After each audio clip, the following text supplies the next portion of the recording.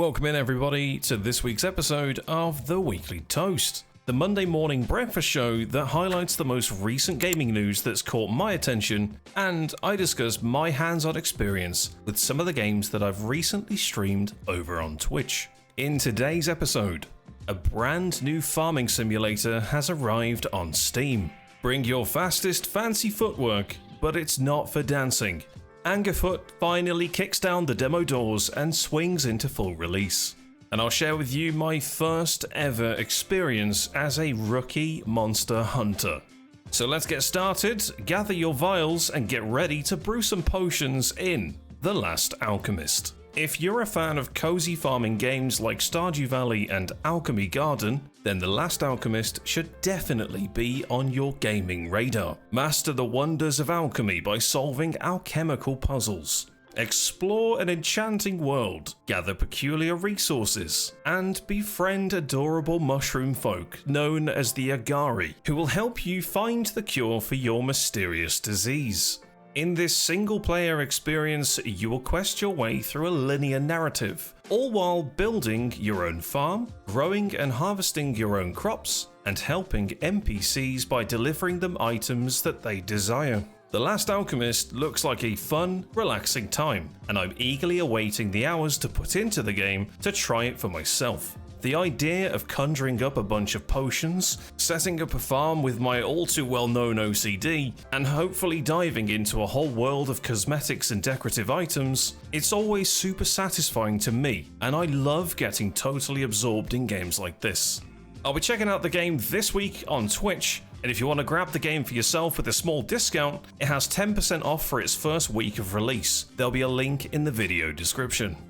Bright colors, fast-paced FPS action, a whole lot of frantic foot flapping. Ladies and gentlemen, welcome to Angerfoot. Angerfoot is a lightning-fast action FPS, where the only things harder than your fast-kicking feet are the totally banging beats. I played this game about 2 years ago when it first appeared as a demo during a Steam Next Fest. From the menu to the end credits, I could not stop playing. The music takes over you, and before you know it, you're drop-kicking down doors, shooting evil crocodile goons, and puzzle-solving your way through beautifully handcrafted, vibrant levels. The overall game design is nothing new. It's a standard FPS game by nature. However, it's been dressed with a very unique art style. Instead of meleeing enemies with your fist, you use your foot instead, and the game pace has been ramped up to match the very high energetic rhythmic soundtrack. Angerfoot breathes life into the classic boomer shooter genre, revamping the feel of FPS games by introducing a whole load of comedy through start to end. Expect lots of toilet humor, loud noises, and very odd looking creatures. I'll be streaming Angerfoot this week on Twitch, so join my Discord to know when I'm live and come hang out in chat to experience the carnage with me. And now, I'll share with you my journey with a game that I've always wanted to play, but never carted on Steam and purchased until now. Welcome to Monster Hunter World. Monster Hunter is a very well-known video gaming series. Players adopt the role of a monster hunter, joining a guild of monster slayers to bring balance to the lands and drive away any evil that falls upon it. Last week on Twitch, I began my journey in Monster Hunter World, the 2018 release that most of the monster hunting community refer to as one of the best versions of the game. Now, where do I begin? First, character creation. It's pretty simplistic. A couple of initial presets to choose from, then tweak a few settings for hair and face types. And then there's the second character creation, your feline companion. That's right, you get to design your own cat friend. With a few fur patterns and color alterations at hand, you can customize your furry friend and then hit begin game to begin a series of cutscenes that grip your imagination and throw you deep into the heart of the action. After fighting your way to the main city, you can then roam around discovering all of the systems and facilities that the game is comprised of. These include a workshop for making new armor and weapons, a research facility where you can pick up repeatable quests and earn various rewards from, a canteen where you can select meals to buff yourself before you start a mission. And by the way, I'm describing these in very loose ways because each of these aspects of the game has its own very detailed and in-depth tech tree that gives players so much more progression to work towards. The game has a lot happening from the get-go, and this is a good thing. I initially thought that the game was just load into a map, fight a creature, gather some creature parts from it, and then go craft new gear to get stronger and fight the next big bad monster. But Monster Hunter World is so much more than this. You can enter free roam and explore a wide variety of maps, each differing in biome types, and these different biomes provide their own unique gathering materials as well as a handful of shared resources too. You then have the crafting. There are so many different weapon types to choose from, select a handful and see what works for you best. Each weapon type has its own crafting tech tree, which basically allows you to enhance weapons by upgrading them with elemental types like fire, poison, lightning. Some have more crit chance, while others just do really big damage.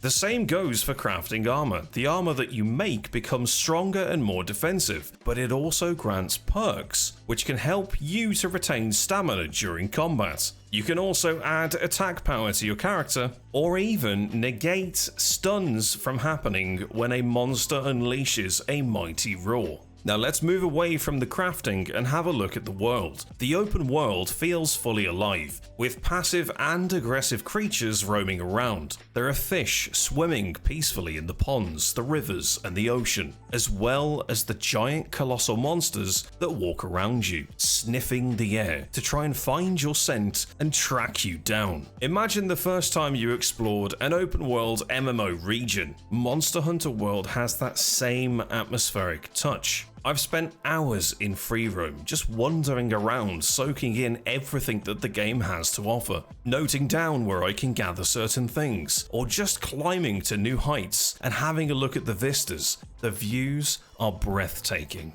Monster Hunter World also has the option to be played online. You can join a multiplayer hub and post or join missions to go hunting with other online players. Or you can set up a private session and invite a couple of friends to join your open world adventures. I invited my Twitch community to come and join me in a series of expeditions, and I can safely say that if you are looking for a unique, dynamic, action combat open world game for you and your friends or loved ones to play, this game nails it. There is nothing like watching a handful of players trying to fight, duck, and dodge their way through a boss fight, all while trying to avoid aggroing more creatures into that same fight. Players also try to assist one another by throwing healing dust to recover HP, and taking it in turns to run away and sharpen their weapons. The entire experience so far has been amazing, and I cannot wait to play more. The final note that I wish to add is that I am yet to even experience the Iceborne DLC content, which boasts larger scale boss fights and additional lands to explore. I've been told by my chat that the DLC is as impressive as the base game, meaning that I'm in for a real treat once I reach it. I have loved every second of my time with Monster Hunter World so far, and I cannot wait to fight bigger and scarier creatures in the near future. I'll be streaming more of the game this week on Twitch, so come and hang out or even join the multiplayer sessions that I'll be hosting with Twitch chat. If you want to check out my playthrough so far, then go down to the video description and click on the playlist link. Ladies and gents, it's that time of the week where I remind you that this week's Epic Games Store freebies are available. And this week, you can pick up a brand new tactical deck-driven strategy title, Floppy Nights. It's absolutely free, there's a link in the video description, so click it and claim it today. Okay, quick disclaimer, there are a couple of game releases that I'm really looking forward to this week, one of which is Bo, Path of the Teal Lotus. If you're a fan of Metroidvania games such as Hollow Knight or Ori and the Will of the Wisps, then go check out this game, it looks absolutely beautiful. Also, as mentioned in a previous episode of the Weekly Toast, Traveler's Rest update lands this Thursday on the 18th of July. The big city update that we've all been waiting for is almost here. Will you be starting a new playthrough to experience the game from scratch and include the new content? Let me know in the comments.